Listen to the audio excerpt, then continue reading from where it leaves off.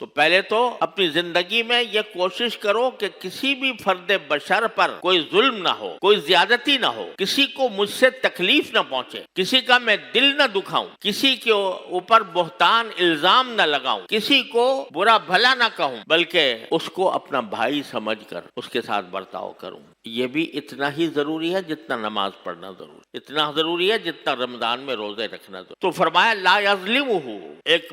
مسلمان دوسرے مسلمان پر ظلم نہیں کرتا، نہ جانی اعتبار سے ظلم کرتا ہے کہ اس کو کوئی تکلیف پہنچا دے، جسمانی تکلیف، نہ مالی اعتبار سے کہ اس کا مال کھا جائے۔ ایک بات تو یہ فرق۔ دوسری فرمائی بلا یسلمہ، کہ وہ کسی مسلمان کو دشمن کے قبضے میں نہیں چھوڑتا، دشمن کے ظلم میں بے یار و مددگار نہیں چھوڑتا۔ یعنی صرف اتنا نہیں ہے کہ وہ دوسرے پر ظلم نہیں کرتا، بلکہ اگر اپنے کسی بھائی پر کوئی دوسرا شخص ظلم کر رہا ہے تو اس ظلم سے اس کو بچانے کی اپنی سی پوری کوشش کرتا ہے۔ لا یسلم، اگر باقی کسی کے ساتھ بھائی چارے کا تعلق ہے، آپ کا ایک بھائی ہے، حقیقی بھائی، نسبی بھائی، محبت والا بھائی، اس پر کوئی شخص اس کو مارنے کے لیے چڑھ دوڑا، تو یہ ممکن نہیں ہے کہ آپ خاموش بیٹھے رہیں، تماشائی بن کے دیکھتے رہیں۔ مسلمان کا کام یہ ہے کہ اس کو ظلم سے حد الوسع چھڑانے کی کوشش، اور نہ کسی کو ظالم کے ہاتھوں میں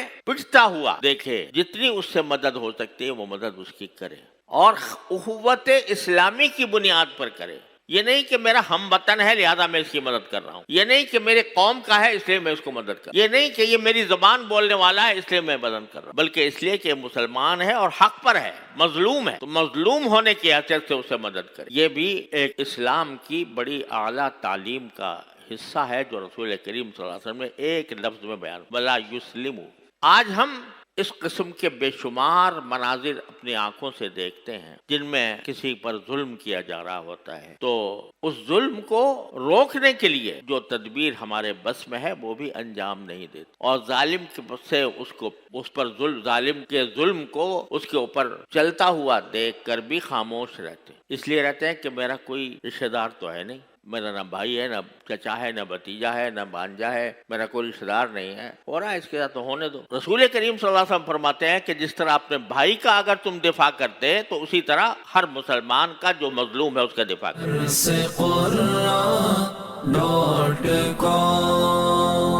www.darsequran.com